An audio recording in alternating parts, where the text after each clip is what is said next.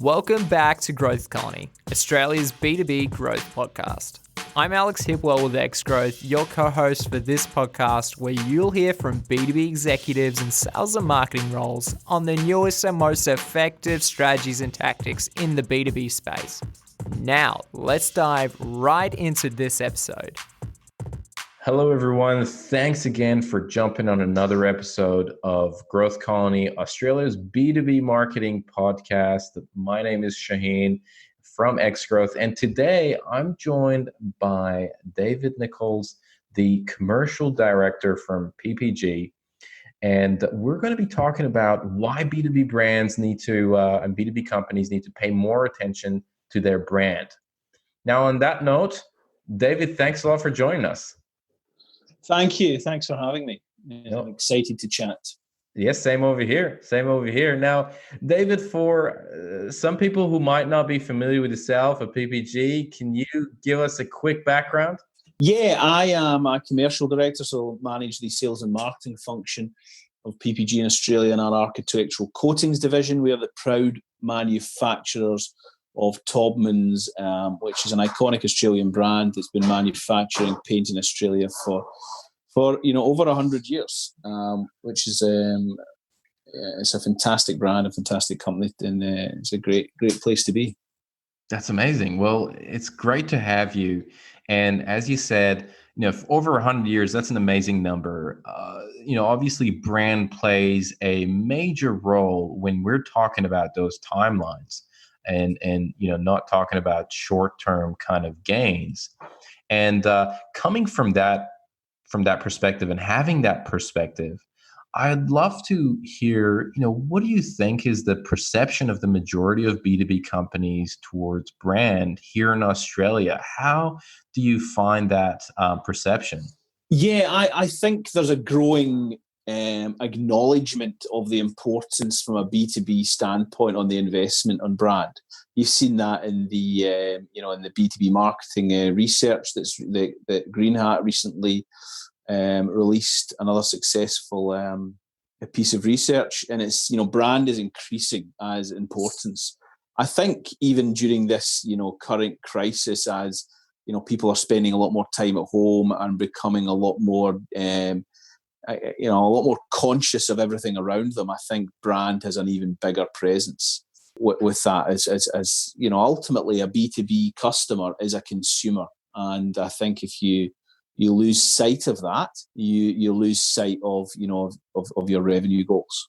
And do you think why do you think it's kind of gaining attention now? Why do you think maybe previously, especially in the B2B scene, maybe there wasn't as strong of an attention to brand as some of the other maybe geographical locations or some of the differences in other verticals that you've seen?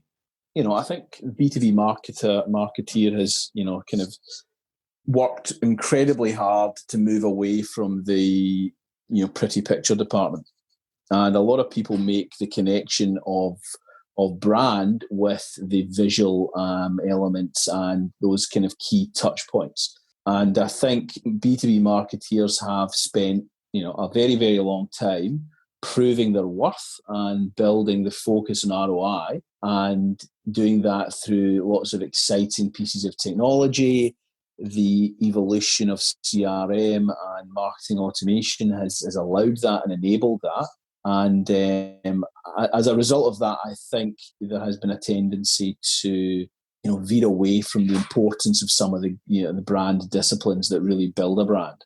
And I think you see how that really can impact businesses in a positive way when you do invest in brand in that pure B2B space. You take great companies like Salesforce.com, and who don't spend anything on traditional A&P, but they've got a very disciplined approach to how they promote their brand and how every touch point connects with them. They live and breathe it throughout the sales organization. So I think it's just coming back to why do I think that's the case? I do think it's just that natural veering away and focusing on other disciplines from from marketing. And when you say by different disciplines, what do you mean by that? Yeah, so I would say, brand for me should always be core because you're selling a brand. However, I do think in the B2B world that we've had a tendency to jump on the next kind of technological bandwagon and end up, focusing a lot of effort on how do I prove my worth and how do I make my CMO seat a real C-level seat. I need to prove that I'm going to spend X amount of money and generate Y, and I'm going to do it through these innovative ways and integrate that into the sales funnel. And that discipline around about, that discipline of marketing, which, for me, is around about the communication or more of a tactical way or aligning with the sales strategy has ended up with that moving away from the brand. Gotcha. That's very interesting. And you bring a very important point there where marketers are more and more under pressure to show revenue, show ROI, and kind of connect themselves with the company revenue targets. What do you think is the best way for marketers to do that if they're going to specifically focus on brand, right? Considering brand there could be a long-term or a long waiting period to see results from brand versus maybe some performance marketing where it's more short-term. How have you seen marketers are able to better communicate ROI on brand to the upper management, to the leadership, to the board? What advice do you have over there? Well, I think the blend of performance marketing and the brand can happen quite naturally. I think as long as you focus on the disciplines of how to build a brand, you are going to understand what's your brand values, what do you stand for, but what do you want to say, what are you trying to say, and what are the key kind of pillars that you're trying to communicate. Once you've established that identity and those core brand values and purpose, I think you can communicate that throughout the organization very well. So you can prove the ROI of the brand really by creating a series of brand evangelists within your organization. That doesn't need to be within the marketing department. That should be within the sales department. Everybody should be on message and selling. So it will actually, by getting back to basics and back to the basics of brand management and understanding the true importance of your identity and where you want to go, I think you actually make performance marketing much easier because it's much more in line with how the overall company's going. So to prove that further up the line, everybody's starting to in the organization should be singing off the same hymn sheet. Very interesting. So basically, not only talk about brand on its own, but really tying brand into performance marketing and explain that the impact of performance marketing is going to be even bigger if we have this focus on brand and driving that. Is that what you mean? Yeah, and I've got a very kind of simple, view on marketing. My view is marketing is a series of relatively simple concepts and disciplines that have been overcomplicated by people trying to justify their existence within an organization. And I think you get to a point where you've gone too, we've gone too far trying to, prove our existence and become and ended up forgetting about the actual very basics that is marketing. What's your who are your brand values? What's your identity? What do you want your brand to go for? And that should then define how you start to develop products, how you start to go to market to generate new leads and revenue, how you start to talk to your customers and consumers. And once you've got those basics as anchored within your organization, it becomes a lot easier. Now, on saying that, anchoring those basics is incredibly difficult because everybody likes to overcomplicate a lot of things, and I think there's so many great companies out there that do it so well and make it look simple when it's not, and they move it. They're traditional consumer brands that are big in the B2B space. Apple, for example, is the great example everyone uses about a brand that has a great purpose, great values, great identity, and its product product development really works with its how that brand is evolving, and they're big in the B2B space. Every single the majority of people are on their work phone are using an Apple product. And you're not using that necessarily because it's got the best functionality or so on and so forth. A lot of those decisions that people make to purchase that will be around about the brand values and what that brand is, and the comfort your audience feel using it. No, absolutely, and I think you're right, and they kind of use the brand that they build in B2C and leverage that also in B2B as well. And I mean, I've noticed I'm being bombarded with Apple ads on LinkedIn these days, getting closer to end of financial year, of buy a pack of Apple products and use them in the company. So it's very true. What other companies or brands kind of come to mind where you talked about Salesforce, you talked about Apple? Is there anything else that comes to mind when you're thinking about B2B brands that execute kind of that brand management component, brand marketing really well? Oh, I think there's a huge amount of them, and I think they tend to be companies that go back to the focus. I think if you look at the automotive industry, you've got all the major manufacturers do a great job there at how the brand moves throughout the kind of value chain, from finance all the way through to the purchasing a vehicle. In the finance industry, you've got some amazing, great Australian brands that really have done some fantastic work in the last 10 years of trying to reposition themselves, and especially, from the big four. You look at Commonwealth, a great case study with Salesforce on that, and they've got a very clear understanding of their positioning, their vision, their personality, the key attributes that the brand has.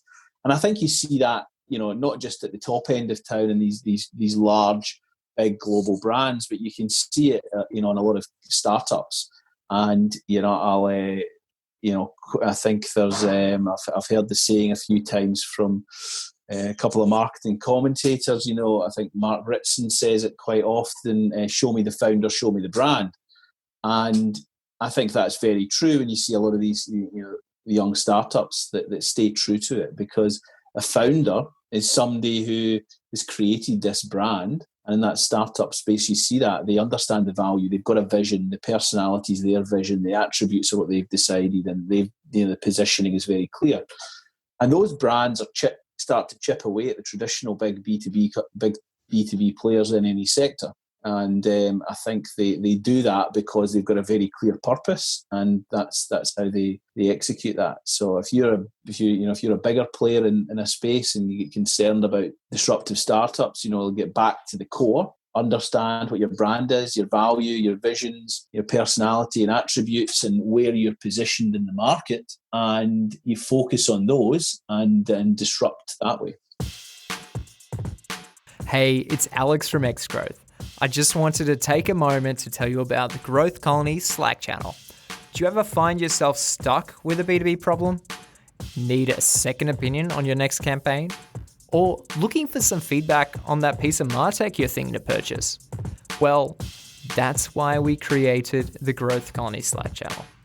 This Slack channel is like a small dinner party where you get to meet and mingle with B2B professionals, hear what others are doing, and keep up to date with the latest B2B trends and news.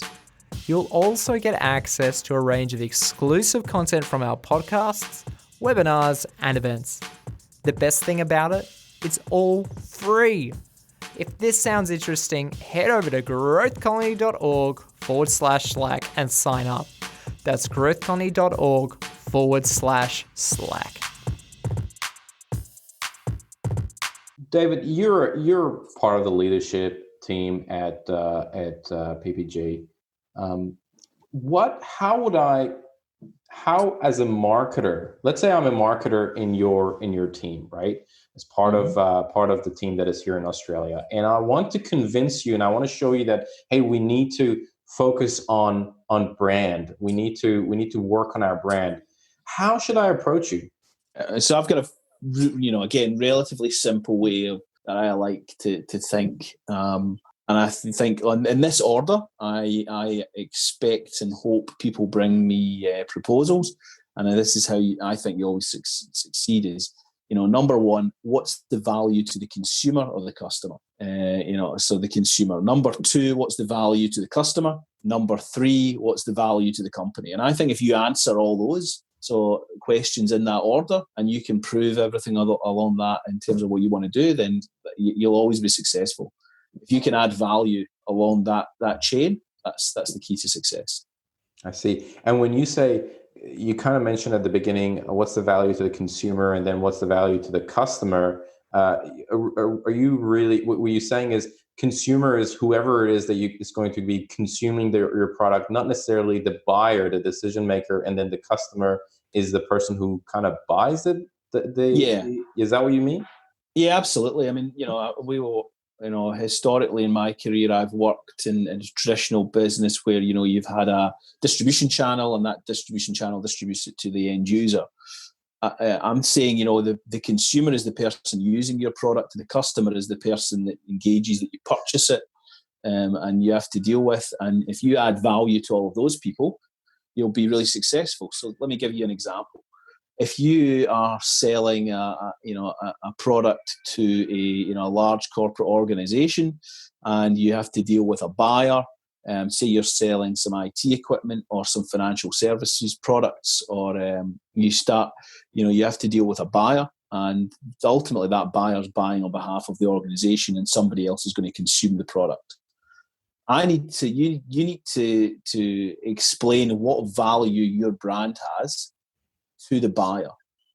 So the buyer's key areas they're interested in might not be, about your vision and your personality and so on, but your brand might bring exceptional value, at which point that's actually something they're interested in, such as, it's more than just the price, all the different things you add on around what you're selling. And the person who's using your product is going to have a very, very different experience as well. You need to make sure you add value to them so that they want it. So it makes it an easy sell for the buyer into that organization. And ultimately, by doing that, you're going to add great value back to your company.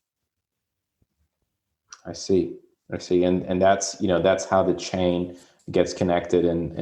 So that's how I should be presenting it to you if I'm trying to convince you that you should focus on brand, and you should build a little bit more brand equity.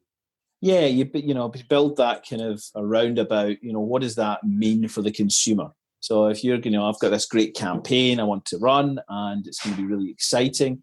When I say, well, what value does that add to the consumer? And it might be it might not add that much value. And they say, well, what value does that add to the customer? And always, if you can, keep challenging yourself along those three, then it will always be successful. Makes sense. David, where do you think brand marketing goes wrong?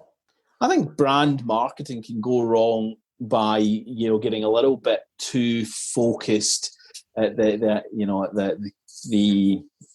higher level, and not kind of really proving its value. And then what happens is people then start to push it into the more traditional, old school marketing departments.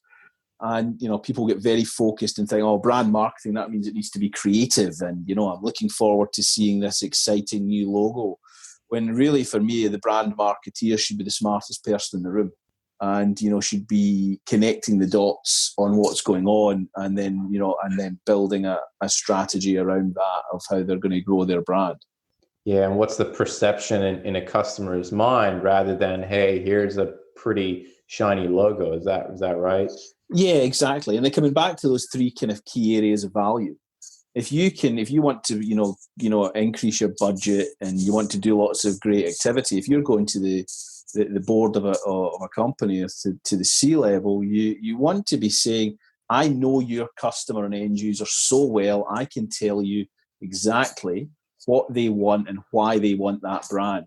I know the person who's going to be buying this product so well that I know, and we can talk to them in a meaningful way about the value we bring as a company beyond price, and that's how you draw the value back into the company.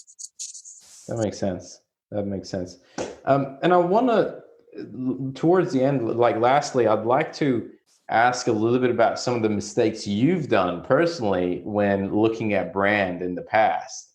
Does anything come to mind? Anything that you've tried in the past, or you had some definitions that were not maybe right, and through really experience, those kind of have gotten refined and honed in? Does anything come to mind?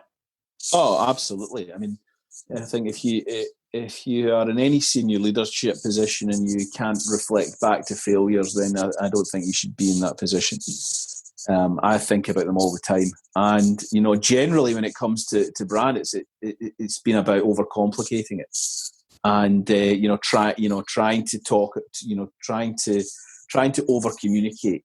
If you think about if I think back to some of my early in the early days of email marketing and some of the campaigns I did there, generally were, they communicated way too much. If I went back to the basics and understood the identity of what I was trying to sell, then I would have been a lot more successful. So generally, when I look back at anything that's worked, be it a big strategic piece of positioning, be it a small campaign, it's generally been you kind of have overcomplicated it. Going back to that premise that marketing is a series of basic principles that we tend to overcomplicate. I love it. Simplify as much as possible, but obviously not more than it should be. But that's I think a great takeaway that I'm taking away from our conversation. Now, look, those are most of the questions that I had. Do you think there is anything that I didn't cover here that our listeners would benefit and we probably should have covered? No, I think, I guess really for me, when we talk about this topic, it's something I'm passionate about because I think it's something that gets overlooked. And I think, I speak to a lot of B2B marketeers and immediately the conversation gets into, how we can prove our worth at the C-level, and, we should be, it's ROI, and look at all the great metrics I have, and we've done this and this is the future. That's a given.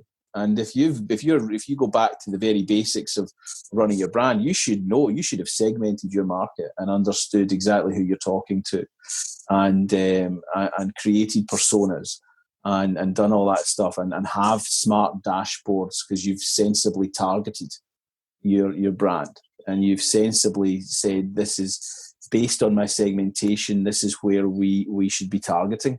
And from that, you've got a baseline metric to see what the growth is, and then you position the brand, and you move on from there. And that's how you start to win in